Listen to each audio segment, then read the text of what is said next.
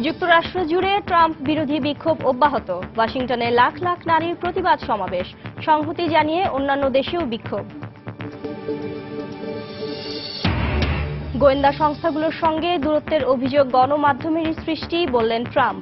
শপথ অনুষ্ঠানে 15 লাখেরও বেশি মানুষ জমায়েতের দাবি। ভারতের অন্ধ্রপ্রদেশে ট্রেনের বগি লাইনচ্যুত হয়ে নিহত 32, আহত অর্ধশতাধিক। মৃতের সংখ্যা আরও বাড়ার আশঙ্কা। এবং হোমসের পূর্বাঞ্চল থেকে আইএসকে হটানোর ঘোষণা সিরীয় বাহিনীর। দেড় জোরে দুপক্ষের মধ্যে তুমুল সংঘর্ষ।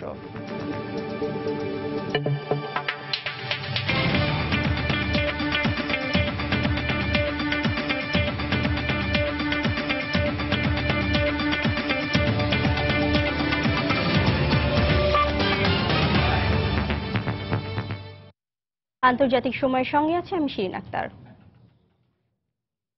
মার্কিন প্রেসিডেন্ট হিসেবে ডোনাল্ড ট্রাম্প দায়িত্ব নেওয়ার একদিন পরই ওয়াশিংটন ডিসিতে লাখ লাখ নারীর অংশগ্রহণে উইমেন্স মার্চ শিরোনামে ট্রাম্প বিরোধী বিক্ষোভ হয়েছে। শনিবার শহর জুড়ে আয়োজিত এই প্রতিবাদ সমাবেশে বক্তারা ট্রাম্পের বিরুদ্ধে নারীদের মর্যাদা ও ভাবমূর্তি ক্ষুণ্ণ করার অভিযোগ তোলেন।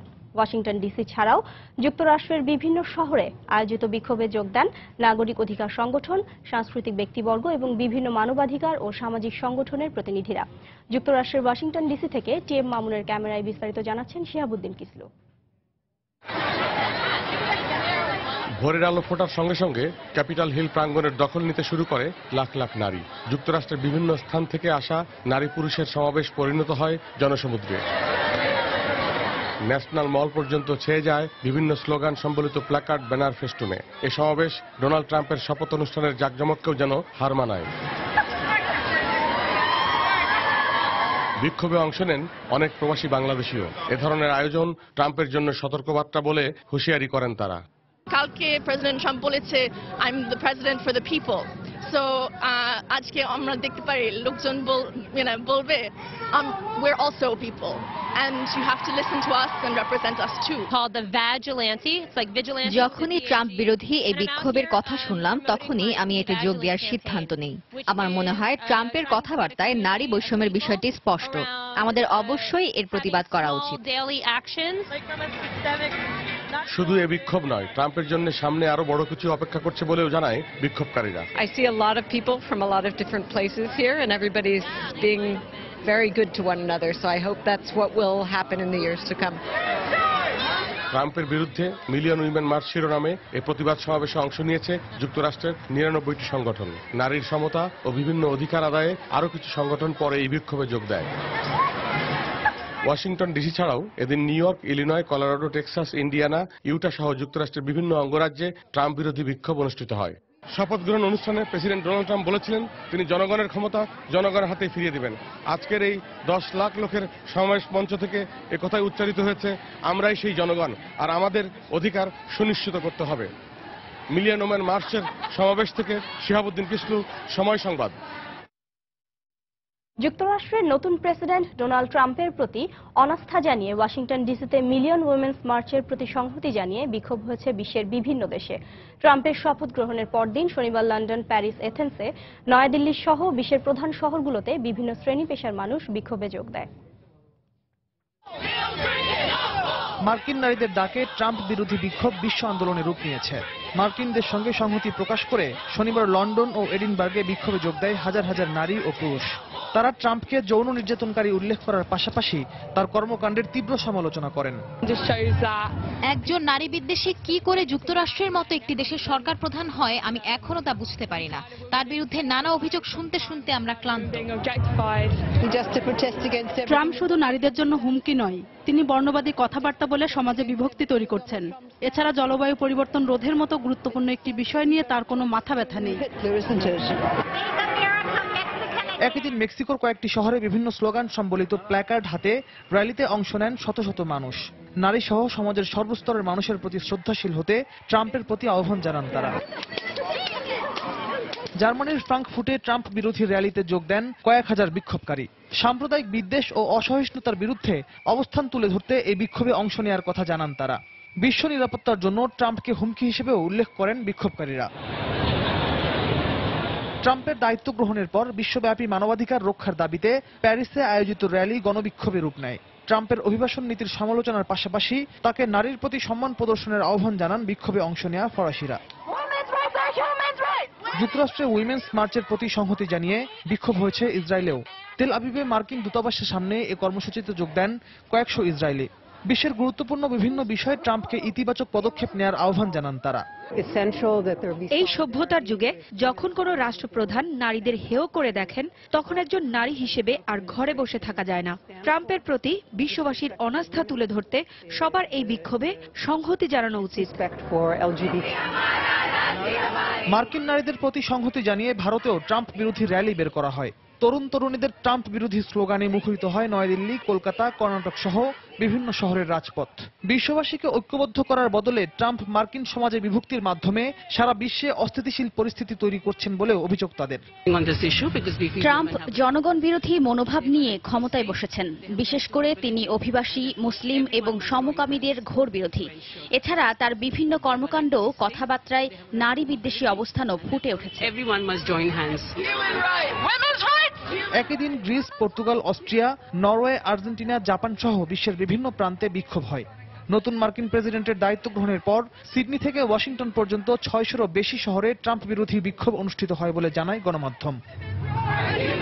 রিয়াদুল ইসলাম, সময় সংবাদ। দেখছেন আন্তর্জাতিক সময়। যখন কোন স্ট্রং টিমের সঙ্গে খেলবি, তখন তোরা রূপপুর জুনিয়র ক্রিকেট ক্লাব না, তোরাই বাংলাদেশ। তুই রাফিনা, আমাদের সাকিব, তুই মুশফিক, তুই তামিম, আর তুই ক্যাপ্টেন মাশরাফি, দ্য ফাইটার। জীবনে হার জিত ভুলে শেষ পর্যন্ত লড়ে যাও, বিজয় আসবেই। রবি। গোয়েন্দা সংস্থাগুলোর সঙ্গে দূরত্বের অভিযোগ গণমাধ্যমের সৃষ্টি বলে মন্তব্য করেছেন নতুন মার্কিন প্রেসিডেন্ট ডোনাল্ড ট্রাম্প। শনিবার সিআইএর সদর দপ্তর পরিদর্শন করে জঙ্গিবাদ ও চরমপন্থা দমনকে সর্বোচ্চ অগ্রাধিকার দেওয়ার নির্দেশ দেন তিনি। এদিকে ট্রাম্পের শপথ অনুষ্ঠানে 15 লাখেরও বেশি মানুষের জমায়েত ছিল দাবি করে তা গণমাধ্যমে যথাযথভাবে তুলে ধরা হয়নি বলে সমালোচনা করেছে হোয়াইট হাউস।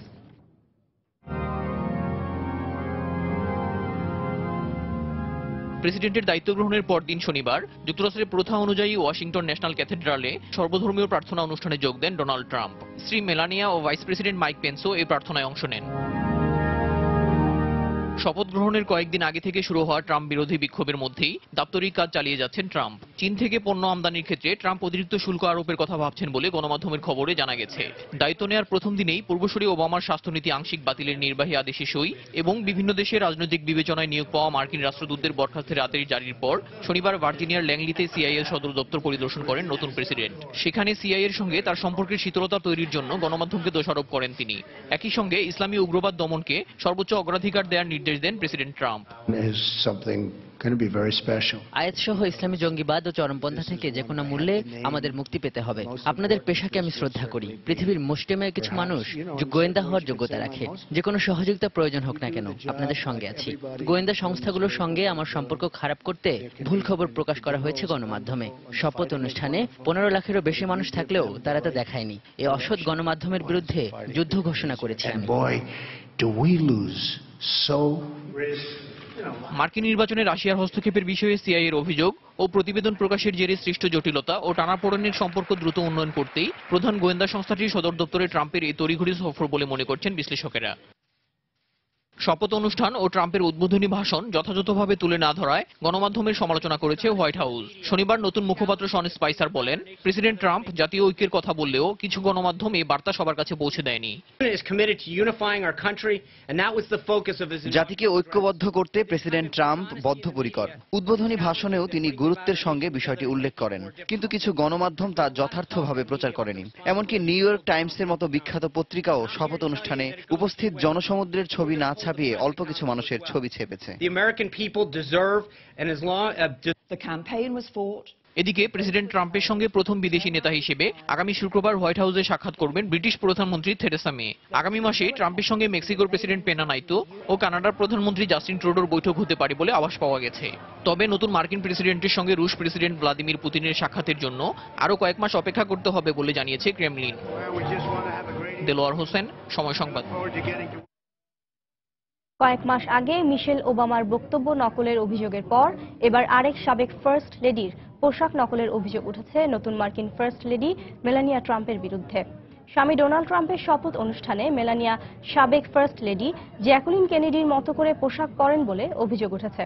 শুক্রবার ট্রাম্পের শপথের দিন মেলানিয়া বিখ্যাত ডিজাইনার রাল্ফ লরেনের ডিজাইন করা আকাশী নীল রঙের যে পোশাক পরেন তা 1961 সালে সাবেক মার্কিন প্রেসিডেন্ট জন এফ কেনেডির শপথ অনুষ্ঠানে তার স্ত্রী জ্যাকুলিন কেনেডি ওনাসিসের পরা পোশাকের অনুকরণ বলে জানা গেছে। সামাজিক যোগাযোগ মাধ্যমে এরই মধ্যে বিষয়টি নিয়ে সমালোচনার ঝড় উঠেছে। মার্কিন প্রেসিডেন্ট হিসেবে ডোনাল্ড ট্রাম্পের অভিষেক অনুষ্ঠান উপলক্ষে 1 কেজি ওজনের স্মারকরৌপ্য মুদ্রা তৈরি করেছে রাশিয়ার একটি কোম্পানি। বিভিন্ন স্মারক ও উপহার সামগ্রী প্রস্তুতকারী আর্ট গ্র্যানি স্টুডিও নামের ওই প্রতিষ্ঠানটি জানায়, কয়েক বছর ধরেই বিভিন্ন ব্যক্তি ও ঘটনার স্মারক তৈরি করছেন তারা। এর অংশ হিসেবেই প্রেসিডেন্ট ট্রাম্প ও তার অভিষেক অনুষ্ঠানকে স্মরণীয় করে রাখতে এ উদ্যোগ নেওয়া হয়েছে। ট্রাম্পের ছবি দিয়ে আরও 25টি রৌপ্যের, 15টি রৌপ্য ও স্বর্ণের মিশ্রণে এবং 5টি স্বর্ণের স্মারক তৈরি করা হবে বলে জানিয়েছে প্রতিষ্ঠানটি। যে কেউ চাইলে তাদের এসব স্মারক কিনতে পারবে বলেও জানানো হয়। নির্বাচনী প্রচারণার শুরু থেকেই রাশিয়ার সঙ্গে সম্পর্ক উন্নয়নের ঘোষণা দেন ট্রাম্প। তার জয়ের পর রাশিয়ার বিভিন্ন শহরে আনন্দ উৎসব হতে দেখা গেছে। আন্তর্জাতিক সময় আরও থাকছে। আসন সমঝোতার মাধ্যমে চূড়ান্ত হলো উত্তরপ্রদেশের সমাজবাদী পার্টি ও কংগ্রেসের জোট। অর্থনৈতিক সুবিধা বাড়ানোর প্রতিশ্রুতি দিয়ে নির্বাচনী ইশতেহার প্রকাশ করলেন অখিলেশ।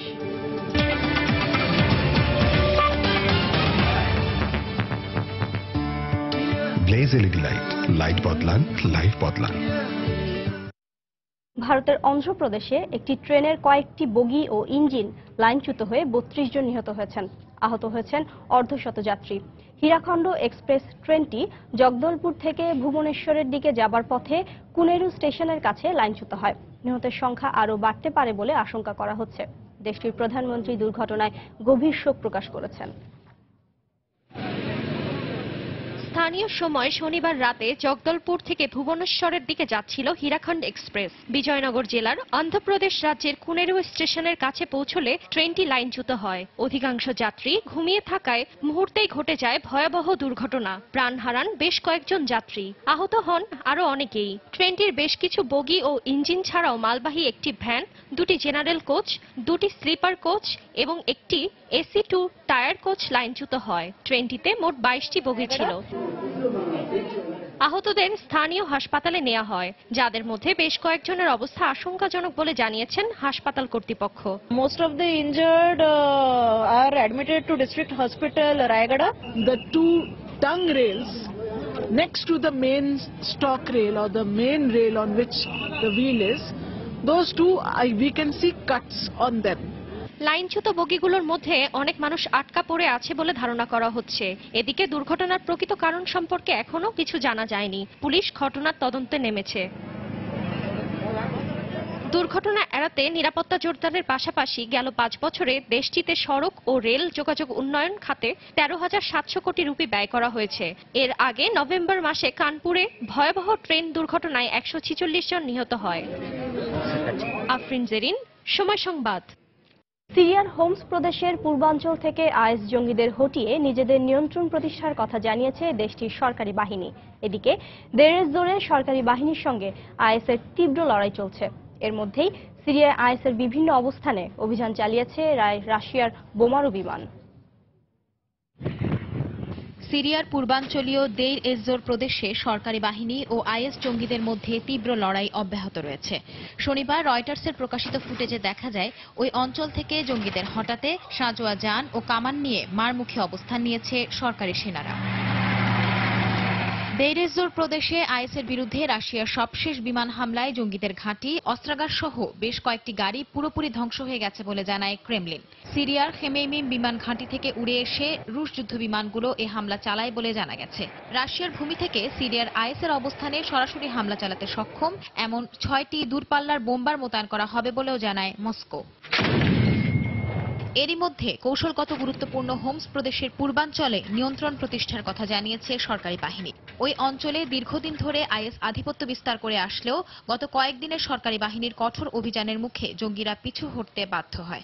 আলতাইস পাহাড় দখলের মধ্যে দিয়ে সেনাবাহিনীর সবচেয়ে বড় সফলতা আসে। তবে প্রদেশটির উত্তরাঞ্চলে আল কায়দা সহযোগী সংগঠন আল নুসরা ফ্রন্টের সঙ্গে সরকারি বাহিনীর সংঘর্ষ এখনো চলছে। সঞ্জনা চৌধুরী, সময় সংবাদ। পাকিস্তানের উত্তর পশ্চিমাঞ্চলে বোমা বিস্ফোরণে নিহতের সংখ্যা বেড়ে 25 জনে দাঁড়িয়েছে। এছাড়া আহত হয়েছে অন্তত 49 জন। এরই মধ্যে এ হামলার দায় যৌথভাবে স্বীকার করেছে পাকিস্তান ভিত্তিক জঙ্গি সংগঠন তালেবান ও লস্করি জাংবি। কর্তৃপক্ষ জানায়, শনিবার আফগানিস্তানের সীমান্তে আদিবাসী অধ্যুষিত পারাচিনার এলাকার একটি ব্যস্ত বাজারে এ বোমা বিস্ফোরণের ঘটনা ঘটে। খবর পেয়ে ঘটনাস্থলে পৌঁছে হতাহতদের উদ্ধার করে পুলিশ। আহতদের স্থানীয় হাসপাতালে চিকিৎসা দেওয়া হচ্ছে। নিহতদের সবাই আদিবাসী বলে জানিয়েছে স্থানীয় কর্তৃপক্ষ।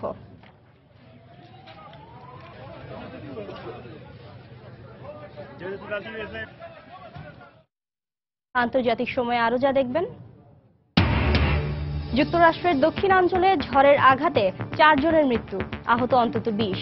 চীনের হুবেই প্রদেশে ভূমিধসে 12 জনের প্রাণহানি। উত্তরপ্রদেশের বিধানসভা নির্বাচন উপলক্ষে 105টি আসন বরাদ্দ পেয়েছে কংগ্রেস। সম্প্রতি সমাজবাদী পার্টি ও কংগ্রেস জোট বাঁধলেও আসন বণ্টন নিয়ে দুপক্ষের মধ্যে বিরোধ চলে আসছিল। অবশেষে রোববার দুই পক্ষের শীর্ষ নেতারা সমঝোতার ভিত্তিতে এই আসন বণ্টনের বিষয়ে চূড়ান্ত সিদ্ধান্তে পৌঁছায়। কংগ্রেস শুরু থেকে 403টি আসনের মধ্যে 120টি আসন বরাদ্দের দাবি করলেও ক্ষমতাসীন সমাজবাদী পার্টির প্রধান অখিলেশ যাদব তাদেরকে 99টির বেশি আসন দেবেন না বলে জানান। এ অবস্থায় জোট রক্ষায় রোববার আলোচনায় বসলে সমঝোতায় পৌঁছায় দুই পক্ষ। জোটকে ধরে রাখার ক্ষেত্রে দুপক্ষই আলোচনায় উষ্ণতার পরিচয় দিয়েছেন বলে জানায় গণমাধ্যম। এরই মধ্যে উত্তরপ্রদেশের মুখ্যমন্ত্রী অখিলেশ যাদব তার পার্টি নির্বাচনী ইশতেহার প্রকাশ করেছেন। দ্বিতীয় দফায় নির্বাচিত হওয়ার লক্ষ্যে উত্তরপ্রদেশের শুভ দিন ফেরাতে বিভিন্ন পদক্ষেপ গ্রহণের প্রতিশ্রুতি দেন তিনি। পাকিস্তানি সেনাদের হাতে আটক ভারতীয় সৈনিক চান্দু বাবুলাল চৌহানকে অবশেষে মুক্তি দেওয়া হয়েছে। মানবিক দৃষ্টিকোণ থেকে তাকে ছেড়ে দেওয়া হয়েছে বলে জানায় ইসলামাবাদ। রোববার বাবুলালকে পাকিস্তানের ওয়াগা সীমান্ত দিয়ে ভারতীয় কর্তৃপক্ষের কাছে হস্তান্তর করা হয়। পাকিস্তানের এই সিদ্ধান্তকে স্বাগত জানিয়ে বিবৃতি দেন ভারতের অর্থমন্ত্রী অরুণ জেটলি। গত বছর সেপ্টেম্বরে উরি হামলার 11 দিন পর পাকিস্তানের সার্জিক্যাল স্ট্রাইক শীর্ষক অভিযান পরিচালনা করে ভারতীয় সেনারা। এর একদিন পর ভারতীয় সৈনিক বাবুলাল ভুলবশত বিরোধপূর্ণ নিয়ন্ত্রণ রেখা অতিক্রম করে পাকিস্তানে ঢুকে পড়েন। এ সময় পাক সেনারা তাকে গ্রেপ্তার করে নিয়ে যায়। তাদের দাবি, বাবুলাল পাকিস্তানের সার্জিক্যাল স্ট্রাইকে অংশ নিয়েছিল। তবে ওই অভিযানে বাবুলাল অংশ নেয়নি জানিয়ে তাকে দ্রুত ফেরত পাঠানোর দাবি জানায় ভারতীয় সেনারা। 22 বছর বয়সী বাবুলাল ওই নিয়ন্ত্রণ রেখা সংলগ্ন ঘাঁটির নিরাপত্তার দায়িত্বে নিয়োজিত ছিলেন বলে জানা গেছে। পশ্চিমবঙ্গের পেট্রোপোলে বাংলাদেশ সীমান্ত থেকে আটক 2 পাকিস্তানি জঙ্গি সহ 3 জনের মৃত্যুদণ্ডাদেশ দিয়েছে ভারতের একটি আদালত। তারা সবাই জঙ্গি গোষ্ঠী লস্কর-ই তৈয়বার সদস্য বলে উল্লেখ করা হয়েছে। শনিবার বনগাঁ মহকুমা আদালতের বিচারক এ রায় ঘোষণা করেন। মৃত্যুদণ্ডপ্রাপ্ত অপর একজন জম্মু কাশ্মীরের অধিবাসী। আদালতে তাদের বিরুদ্ধে রাষ্ট্রদ্রোহ ও রাষ্ট্রবিরোধী ষড়যন্ত্রের অভিযোগ প্রমাণিত হওয়ায় এ দণ্ড দেওয়া হয় বলে জানিয়েছে মামলার পক্ষের আইনজীবীরা। 2007 সালের 4 এপ্রিল ঢাকা থেকে অবৈধভাবে পেট্রোপোল সীমান্ত দিয়ে প্রবেশের সময় মোহাম্মদ ইউনুস, শেখ আব্দুল্লাহ মুজাফফর আহমেদ রাঠোর ও শেখ নাইম ওরফে সামিরকে আটক করে বিএসএফ। পরে তাদের বিরুদ্ধে ভারতীয় সেনাবাহিনীর ওপর হামলা পরিকল্পনার অভিযোগ পাওয়া যায়। 2012 সালে চাঞ্চল্যকর এ মামলার শুনানি চলাকালে মুম্বাইয়ের একটি আদালতে হাজিরা দিতে যাওয়ার সময় পালিয়ে যায় সামির। ক্ষমতা থেকে সরে গিনিতে আশ্রয় নিয়েছেন গাম্বিয়ার প্রেসিডেন্ট ইয়াহিয়া জামে। 22 বছর ক্ষমতায় থাকা জামে শনিবার দেশ ছেড়ে যান। এর আগে গত ডিসেম্বরের নির্বাচনে আদামা বারোর কাছে পরাজিত হলেও ক্ষমতা ছাড়তে অস্বীকৃতি জানান তিনি। তাকে সরাতে প্রতিবেশী সেনেগাল, মৌরিতানিয়া, নাইজেরিয়া সহ পশ্চিম আফ্রিকার দেশগুলো সামরিক হস্তক্ষেপের হুমকি দিলে পদত্যাগে বাধ্য হন তিনি। 1965 সালে ব্রিটেন থেকে স্বাধীনতা পাওয়া গাম্বিয়ায় ইয়াহিয়া জামেই প্রথম প্রেসিডেন্ট যিনি সামরিক হস্তক্ষেপ ছাড়া ক্ষমতা হস্তান্তর করলেন। এদিকে প্রেসিডেন্টের দায়িত্ব গ্রহণের পর শনিবার বিবিসির সঙ্গে সাক্ষাৎকারে আদামা বারো বলেছেন, জামের শাসনামলে সংঘটিত মানবাধিকার লঙ্ঘনের অভিযোগ তদন্তে ট্রুথ কমিশন গঠন করবেন তিনি। সেনেগালে নির্বাসিত গাম্বিয়ার নতুন এ প্রেসিডেন্ট শিগগিরই দেশে ফিরবেন বলেও জানান। He will address crimes committed under Jammeh's in place. When we get Jammeh and those who তুরস্কের সেনা ও নিরাপত্তা কর্মকর্তা সহ 4 শতাধিক ব্যক্তির বিরুদ্ধে গ্রেপ্তারি পরোয়ানা জারি করেছে দেশটির সরকার। তাদের বিরুদ্ধে যুক্তরাষ্ট্রে বসবাসরত ধর্মীয় নেতা ফেতুল্লাহ গুলেনের সঙ্গে যোগাযোগ রাখার অভিযোগ রয়েছে।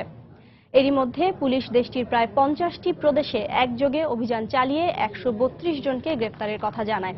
অভিযুক্তরা গুলেন সমর্থকদের সঙ্গে যোগাযোগের প্রধান মাধ্যম হিসেবে পরিচিত বাইলক নামের মোবাইল অ্যাপ্লিকেশন ব্যবহার করত বলে অভিযোগ রয়েছে। গত বছরের জুলাইয়ে তুরস্কের অভ্যুত্থান প্রচেষ্টার জন্য গুলেনকেই মূল ষড়যন্ত্রকারী হিসেবে সরকারের পক্ষ থেকে অভিযুক্ত করা হয়, যদিও গুলেন বারবার এই অভিযোগ অস্বীকার করে এসেছেন। তুরস্কের এই অভ্যুত্থান চেষ্টায় জড়িত থাকার অভিযোগে এ নিয়ে 60,000 সরকারি কর্মকর্তাকে আটক ও বরখাস্ত করা হয়েছে। প্রাণ হারিয়েছেন 240 জন। চিলির সান্তিয়াগোতে ভয়াবহ দাবানল ছড়িয়ে প্রায় 80,000 হেক্টর জমি ও অর্ধশত ঘরবাড়ি পুড়ে গেছে। রেড অ্যালার্ট জারি করা সহ সতর্কতামূলক ব্যবস্থা হিসেবে আশপাশের মানুষদের সরিয়ে নেওয়া হচ্ছে বলে জানিয়েছে স্থানীয় কর্তৃপক্ষ। শনিবার সান পার্দো এলাকায় ভয়াবহ এ দাবানল ছড়িয়ে পড়ে। এরপর নিমিষেই তা 140 কিলোমিটার পর্যন্ত ছড়িয়ে পড়ে। দাবানল নিয়ন্ত্রণে আনতে দমকল বাহিনী চেষ্টা চালাচ্ছে। এতে হতাহতের কোনো খবর পাওয়া না গেলেও ব্যাপক ক্ষয়ক্ষতি হয়েছে বলে জানায় বন বিভাগ। এর আগে 2014 সালের দাবানলে 15 জন নিহত হওয়ার সহ প্রায় 2000-এর অধিক বাড়িঘর পুড়ে যায়।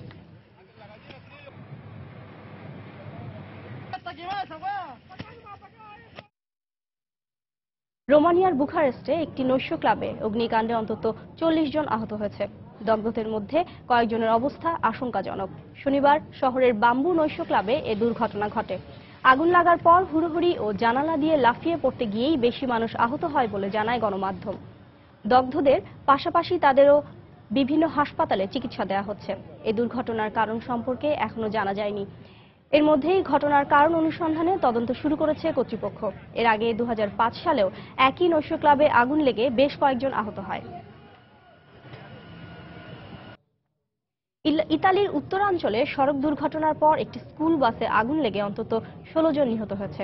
স্থানীয় সময় শুক্রবার মধ্যরাতে ভেরোনা শহরে বাসটি নিয়ন্ত্রণ হারিয়ে রাস্তার পাশের খুঁটিতে সজোরে ধাক্কা লাগার পর এতে আগুন ধরে যায় বলে জানায় পুলিশ। এতে আরও অন্তত 40 জন আহত হয়েছে বলে জানিয়েছেন উদ্ধারকারীরা। 14 থেকে 18 বছর বয়সী ওই শিক্ষার্থীরা ভ্রমণ শেষে ফ্রান্স থেকে হাঙ্গেরি ফিরছিল। দুর্ঘটনার পর আগুন ধরে যাওয়া বাসটিতে শিক্ষার্থীরা আটকে পড়ায় হতাহতের সংখ্যা বাড়তে পারে বলে ধারণা করা হচ্ছে। বাসটির চালক ফরাসি হলেও অন্য আরোহীরা হাঙ্গেরির নাগরিক। দুর্ঘটনায় চালকও নিহত হয়েছেন। ঘটনার বিস্তারিত জানতে তদন্ত চলছে। যুক্তরাষ্ট্রের দক্ষিণাঞ্চলীয় রাজ্যে মিসিসিপিতে ঝড়ের আঘাতে অন্তত 4 জনের মৃত্যু হয়েছে। স্থানীয় সময় শনিবার ভোরে রাজ্যের হ্যাটিসবার্গ শহরে আঘাত হানা এ ঝড়ে আরও অন্তত 20 জন আহত হয়। ঝড়ের তাণ্ডবে গাছপালা, বৈদ্যুতিক খুঁটি উপড়ে যাওয়া সহ বাড়িঘর ও বিভিন্ন স্থাপনা ক্ষতিগ্রস্ত হয়েছে। অন্তত 16,000 বাড়িঘর ও ব্যবসা প্রতিষ্ঠান বিদ্যুৎ বিচ্ছিন্ন হয়ে পড়েছে। এরই মধ্যে ধ্বংসস্তূপ সরানো ও দুর্গতদের সাহায্যে অভিযান শুরু করেছে উদ্ধারকারীরা। শহরের মেয়র জনি ডুপ্রি সংবাদ সম্মেলনে ক্ষয়ক্ষতির চিত্র তুলে ধরে হতাহতদের প্রতি সমবেদনা জানিয়েছেন। মিসিসিপির গভর্নর ফিল ব্রায়ান্ট আবারও শক্তিশালী ঝড় আঘাত হানার আশঙ্কায় রাজ্যের কিছু এলাকায় জরুরি অবস্থা ঘোষণা করেছেন। চীনের মধ্যাঞ্চলীয় হুবেই প্রদেশে প্রবল বর্ষণের কারণে ভূমিধসে 2 জনের মৃত্যু হয়েছে। এছাড়া আটকে পড়া 10 জনের মৃত্যুর আশঙ্কা করা হচ্ছে। শুক্রবার নানজাং এলাকায় এ ভূমিধসের ঘটনা ঘটে। ভূমিধসের কারণে একটি হোটেল ধসে পড়ায় আটকে পড়ে বহু মানুষ। এতে নিকটবর্তী কিছু ভবনও ক্ষতিগ্রস্ত হয়। আটকে পড়াদের উদ্ধারে তৎপরতা চলছে। আহতদের মধ্যে বেশ কয়েকজনের অবস্থা আশঙ্কাজনক বলে জানিয়েছে হাসপাতাল কর্তৃপক্ষ।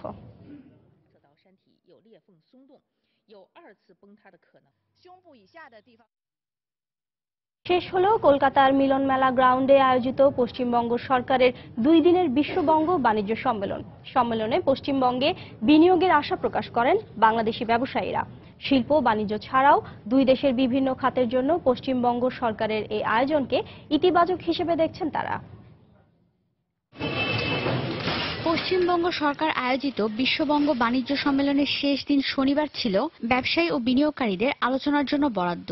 বাংলাদেশের ব্যবসায়ীদের সঙ্গে পশ্চিমবঙ্গের ব্যবসায়ীদের দফায় দফায় বৈঠক চলে দিনভর। দুপক্ষের মধ্যে স্বাক্ষর হয় কয়েকটি ব্যবসায়িক চুক্তিও। তবে বিদেশে বিনিয়োগের ক্ষেত্রে বাংলাদেশের কোনো ক্যাপিটাল অ্যাকাউন্ট না থাকাকে এক্ষেত্রে বড় বাধা হিসেবে দেখছেন ব্যবসায়ীরা। এখন বাংলাদেশে $32 বিলিয়ন উপরে আমাদের রিজার্ভ এবং মাননীয় প্রধানমন্ত্রী জননেত্রী শেখ হাসিনা উনি এখন আমাদেরকে কেস টু কেস বেসিস এবং সম্ভব হলে কমপ্লিটলি ক্যাপিটাল অ্যাকাউন্ট খুলে দেবেন এরকম একটা উনি আইডিয়া আমাদেরকে দিয়েছেন।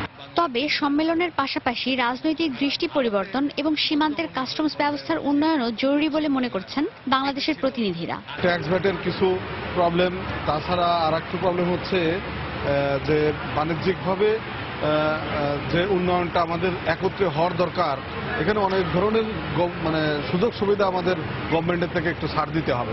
বাংলাদেশ ছাড়াও ব্রিটেন, যুক্তরাষ্ট্র, কানাডা, রাশিয়া, ইতালি সহ বিশ্বের 29টি দেশের প্রায় 200 ব্যবসায়িক নেতা ও 4500-এরও বেশি ব্যবসায়ী ও শিল্পোদ্যোক্তারা এই বিশ্ববঙ্গ বাণিজ্য সম্মেলনে অংশ নিয়েছেন।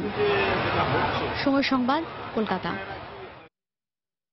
ডগ স্লেজ রেস আমাদের সবার কাছেই বেশ পরিচিত। প্রতি বছরের মতো এবছরও ফ্রান্সের লি কাহতে আয়োজন করা হয়েছে জনপ্রিয় ডগ স্লেজ রেসের। এবারের এই প্রতিযোগিতায় অংশ নিয়েছে বিশ্বের নানা প্রান্ত থেকে আসা 500 কুকুর। পাহাড়ের গা ঘেঁষা শুভ্র তুষারাবৃত পথ, আর সে পথ ধরে দলে দলে ছুটে চলেছে কুকুর। টেনে নিয়ে যাচ্ছে স্লেজ গাড়ি। উদ্দেশ্য অন্য দলের কুকুরদের দৌড়ে পেছনে ফেলে প্রতিযোগিতায় জয়ী হওয়া। ফ্রান্সে আয়োজিত জনপ্রিয় ডগ স্লেজ রেসের দৃশ্য এটি। প্রতিযোগিতা শুরুর আগে লি ক্যাহর স্কি রিসোর্টের সামনে একে একে জড়ো হয় বিশ্বের 7টি দেশের নানা প্রজাতির 500 কুকুর ও তাদের মালিকরা। আমার কুকুরগুলো অনেক শক্তিশালী, এদের লাগাম ধরে রাখা খুবই কঠিন, তবে আমার প্রশিক্ষণ দেয়া সফল হয়েছে। নিয়ম অনুযায়ী এবারের 11 দিন ব্যাপী চলা প্রতিযোগিতায় অংশগ্রহণকারী কুকুরদের দৌড়ে পাড়ি দিতে হবে টিলা ও সমান পথ সহ 1000 কিলোমিটার দূরত্ব। এই ঢালু পথ ধরে চলা খুবই বিপজ্জনক, কেননা বরফ জমে রাস্তা পিচ্ছিল হয়ে গেছে। তাই আমাদের সতর্কতার সঙ্গে এগোতে হবে। তবে আমরা এই প্রতিযোগিতায় অংশ নিয়েছি, এজন্য ভালো লাগছে। আমরা খুবই মজা করছি। এবারের আয়োজন উপভোগ করতে লি ক্যাহর স্কি রিসোর্টে জড়ো হয়েছেন শত শত মানুষ। প্রতিযোগিতাটি শেষ হবে 18 জানুয়ারি।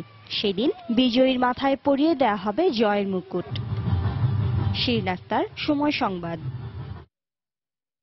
এ পর্যায়ে আবারও জানিয়ে দিচ্ছি আন্তর্জাতিক সময়ের শীর্ষ সংবাদগুলো। যুক্তরাষ্ট্র জুড়ে ট্রাম্প বিরোধী বিক্ষোভ অব্যাহত। ওয়াশিংটনে লাখ লাখ নারীর প্রতিবাদ সমাবেশ। সংহতি জানিয়ে অন্যান্য দেশেও বিক্ষোভ।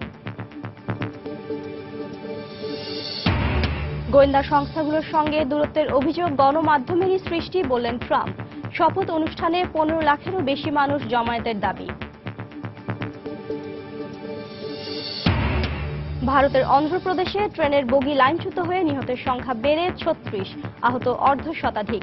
মৃতের সংখ্যা আরও বাড়ার আশঙ্কা। এবং হোমসের পূর্বাঞ্চল থেকে আইএসকে হটানোর ঘোষণা সিরীয় বাহিনীর। দেইর এজ-জোরে দুপক্ষের মধ্যে তুমুল সংঘর্ষ। এই ছিল আন্তর্জাতিক সময়। যে কোনো খবর পেতে ভিজিট করুন সময়নিউজ.tv। সঙ্গেই থাকুন সময়।